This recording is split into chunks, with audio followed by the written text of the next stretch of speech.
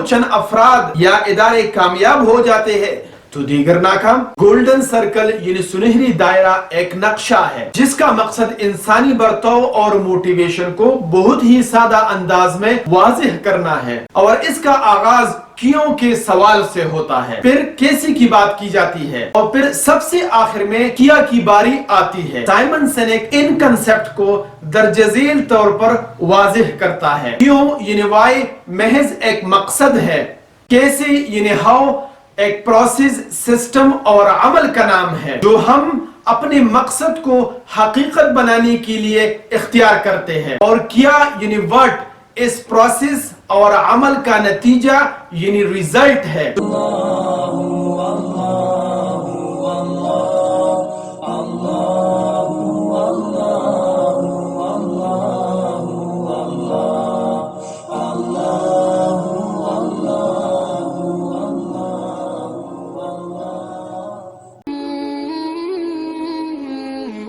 चंद अफराद या इदारे कामयाब हो जाते हैं तो दीगर नाकाम। गोल्डन सर्कल यानी सुनहरी दायरा एक नक्शा है जिसका मकसद इंसानी बर्ताव और मोटिवेशन को बहुत ही सादा अंदाज में वाज़ेह करना है, और इसका आगाज क्यों के सवाल से होता है, फिर कैसे की बात की जाती है, और फिर सबसे आखिर में किया की बारी आती है। साइमन सिनेक इन कंसेप्ट को दरजज़ेल तौर पर वाज़ेह करता है। क्यों यानी वाई महज एक मकसद है, कैसे यानी हाउ एक प्रोसेस, सिस्टम और अमल का नाम है जो हम अपने मकसद को हकीकत बनाने के लिए इख्तियार करते हैं, और क्या यानी व्हाट इस प्रोसेस और अमल का नतीजा यानी रिजल्ट है। सुनहरी दायरा यानी गोल्डन सर्कल हमें ये समझने में मददगार होता है कि हम जो करते हैं तो क्यों करते हैं। जब हमसे ये पूछा जाता है कि हमने फला काम क्यों शुरू किया, तो इससे हमें जो मोटिवेशन मिलती है वो हमें कहीं ज्यादा आगे बढ़ने और हासिल करने के काबिल कर सकती है। सुनहरी दायरा यानी गोल्डन सर्कल इस पैराडाइम को समझने के लिए एक मुतबादिल खाका यानी अल्टरनेटिव डायग्राम है, जिस पैराडाइम के तहत हमें पता चल सकता है कि बाज लीडर और इदारे क्यों गैर मामूली कामयाबी हासिल कर लेते हैं तो दूसरा ऐसा नहीं कर पाते। मिसाल के तौर पर एप्पल कंप्यूटर अपनी मुख्तलिफ प्रोडक्ट्स को रिवोल्यूशनरी हद तक बदलने के काबिल है और वो इसमें कभी नाकाम नहीं हुआ, और इससे ये भी पता चलता है कि लोगों ने एक कौम को बदलने के लिए डॉक्टर मार्टिन लूथर किंग को क्यों फॉलो किया, और ऐसे और भी बहुत से लोग गुजरे हैं जो ये तब्दीलियां लाने के काबिल हुए, और उनमें से बहुत सारे लोगों ने तो इंडस्ट्रियल रिवॉल्यूशन पैदा की जबकि बाज ने पूरी दुनिया को बदल डाला। साल के तौर पर राइट बिरादरान, Steve Job, John F Kennedy, Quaid-e-Azam Mohammad Ali Jinnah, Khan Abdul Ghaffar Khan, Mohandas Karamchand Gandhi, Maulana Ilyas रहमतुल्लाह अलैह, और सबसे बढ़कर हमारे प्यारे आका हजरत मोहम्मद सल्लल्लाहु अलैहि वसल्लम। लिहाजा किसी भी इदारे की लॉन्ग टर्म कामयाबी के लिए बेहतरीन स्ट्रेटजी बिल्कुल वाज़ेह और जाहिर होना चाहिए, और सबसे अहम ये कि तमाम एम्प्लॉइज को इन गाइडिंग प्रिंसिपल का पता होना चाहिए और वो इन पे अमल पैरा भी हो और कंपनी की डिसिप्लिन का हिस्सा हो, तो तभी आप कभी भी अपने मकसद से मुनहरिफ नहीं होंगे। और कैसे अपने कंपनी या इदारे को चलाना है इसके लिए आप हमेशा एहतिसाब करते रहेंगे। हम आमतौर पर अपने इदारे या कंपनी के गाइडिंग प्रिंसिपल्स और वैल्यूज नाउन यानी इसम की सूरत में लिखते हैं, मसलन लॉयल्टी, इनोवेशन,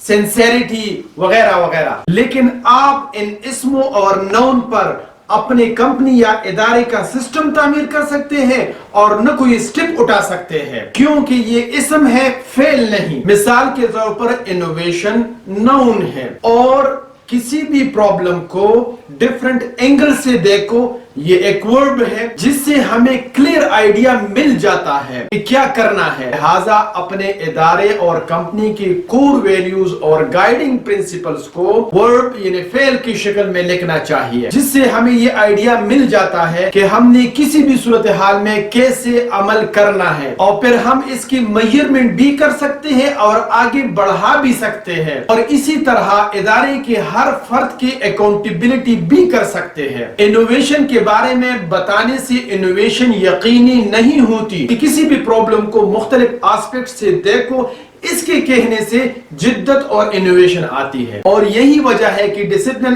اس پوائنٹ پر فوکس کرتا ہے کہ کیسے کمپنی یا ادارے کا کیوں یعنی مقصد حاصل کیا جاتا ہے، اور اسی طرح کیا یعنی واٹ، اس کا یہ مطلب ہے کہ عمل، سسٹم اور پروسیس کے نتیجے میں ہم جو کچھ بھی کر رہے ہیں تو اس سے ہم اپنے مقصد اور بلیف کا ایک ظاہری اور مادی ثبوت فراہم کرتے ہیں۔ الغرض کیوں یعنی وائی ہمارا مقصد اور یقین ہوتا ہے، کیسے وہ پروسیس، سسٹم اور افعال ہے جو ہم اپنے یقین کو حقیقت بنانے کے لیے کرتے ہیں، اور کیا یعنی واٹ ان افعال کے نتائج اور ریزلٹس ہے۔ مطلب یہ کہ ہم جو کچھ بھی کرتے ہیں، مثال کے طور پر ہمارے پروڈکٹس، ہماری مارکیٹنگ، ہماری سروسز، ہماری کمپنی اور ادارے کے اندر کلچر اور ہمارے امپلائیز جو ہمارے لیے کام کرتے ہیں۔ کنکلوژن یعنی خلاصہ، مختصر یہ کہ کوئی بھی کمپنی یا ادارہ ایک ٹرائنگل کی شکل میں ہوتا ہے جو کہ ہائرارکیکل سٹرکچر پیش کرتی ہے۔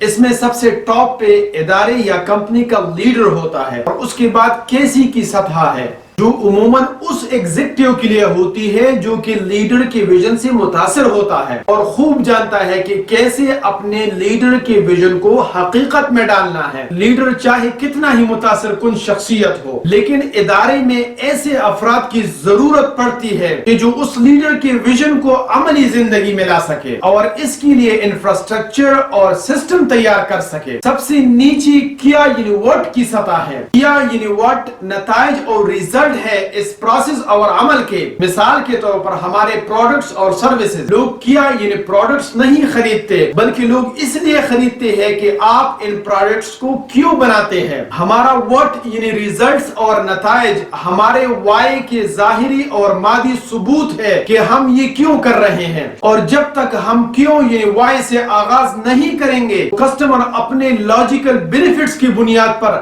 خریداری کا تعین کرتے ہیں، اور اس کا امکان بہت زیادہ ہوتا ہے کہ اگلی مرتبہ وہ ہمارے پروڈکٹس کا انتخاب نہیں کریں گے، اگلے بار اچھا بزنس کرنے کے قابل رہیں گے اور نہ کوئی ایسا کامیاب ادارہ بنا سکیں گے جو دنیا کو بدل سکے۔ Thanks for watching.